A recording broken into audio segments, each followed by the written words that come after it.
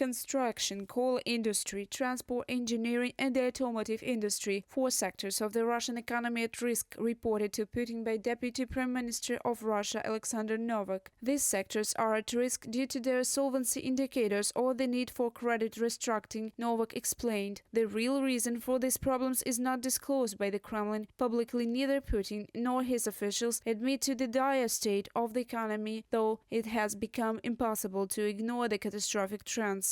President Vladimir Putin has grown increasingly concerned about distortions in Russia's wartime economy, but domestic activity has become strained in recent months by labor shortages and high interest rates introduced to tackle inflation, which has accelerated under record military spending. That has contributed to the view within a section of the Russian elite that a negotiated settlement to the war is desirable, according to 2 of the sources familiar with thinking in the Kremlin, from a Reuters publication. Record military spending has driven inflation. The response, higher interest rates, have led to Russian business being unable to service their credit debt. According to estimates from Russia's Center of Macroeconomic Analysis and Short-Term Forecasting, 1 in 5 industrial enterprises in Russia is at risk. This means we can expect a significant number of corporate bankruptcies in the near future. Experts predict that 2025 will be a year of tightening belts for the Russian economy. The International Monetary Fund forecasts that economic growth in Russia will slow by nearly 3 times to just 1.5%.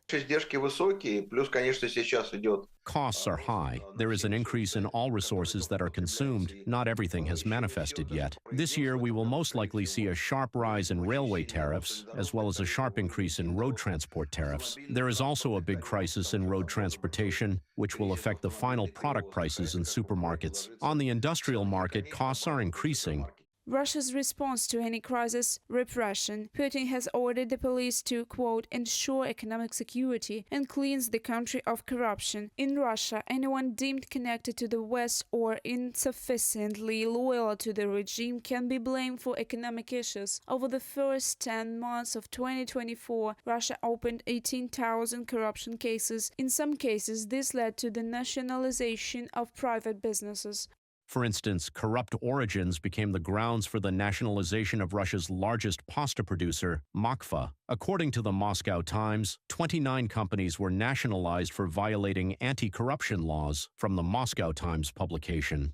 Price increases, inflation, and a shortage of workers. Moscow continues to deny the negative impact of sanctions on the economy, but the effect is clear, as are the results of record financial and human resource expenditures to continue Russia's war against Ukraine.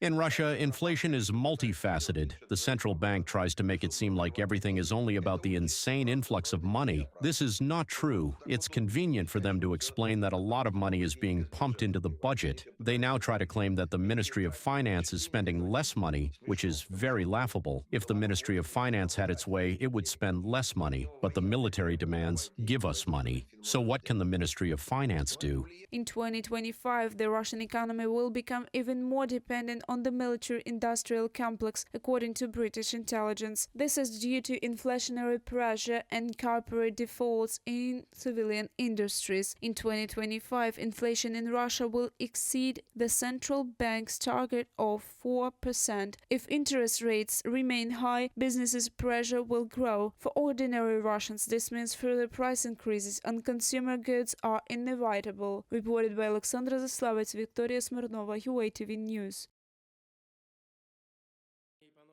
Warsaw is in talks with Paris about the potential use of France's nuclear capabilities to protect European allies, stated Prime Minister of Poland Donald Tusk. According to him, Russia is actively rearming and preparing for a full-scale military confrontation, not only with Ukraine but also with someone much bigger. The Prime Minister of Poland believes that in the current situation, Europe could be on the brink of war in the coming years.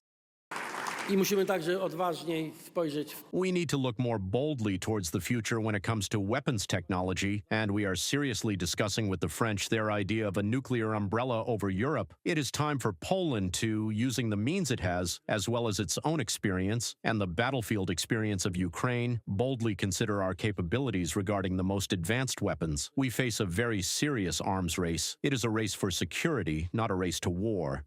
President of France Emmanuel Macron proposed using France's nuclear arsenal for deterrence in Europe in an address on March 5th. He stated that Russia poses a threat to the entire continent.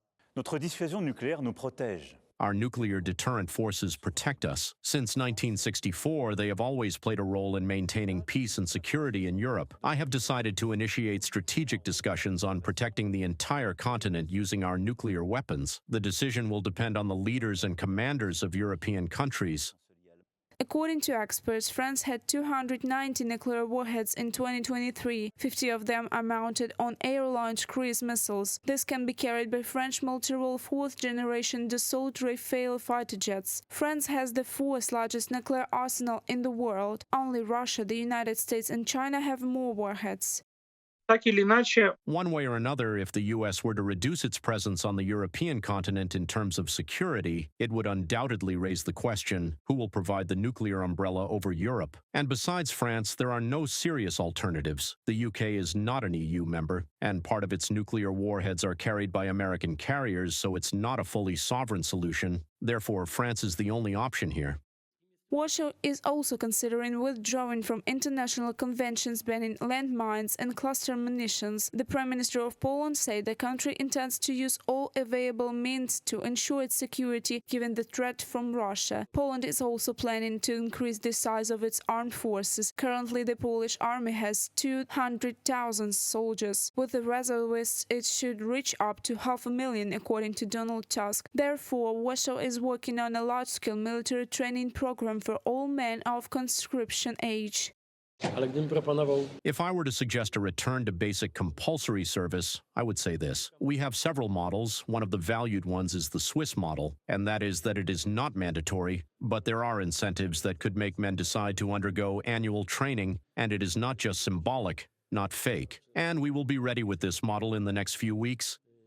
Poland allocates just under 5% of its GDP to defense, a record figure for NATO countries, said President Andrzej Duda. Military spending will reach 5% of GDP in 2026 and possibly as soon as 2025, the country's defense ministry said. Poland has quite a serious army. Poland has strong armored forces, good artillery saturation, and a reserve training system. In many ways, Poland is a country that many EU member states could learn from when it comes to ensuring their own security and taking a responsible approach to armament. Moreover, in Warsaw, they understand that a strong national army is an additional resource for their image and sovereignty within the EU. Prime Minister Donald Tusk emphasized that Poland's security is directly linked to the future of Ukraine. If Kyiv maintains its sovereignty, independence and pro-Western course, it will ensure greater security for all of Europe. Reported by Alexandra Zaslavas, Nikita Skoblikov, UATV News.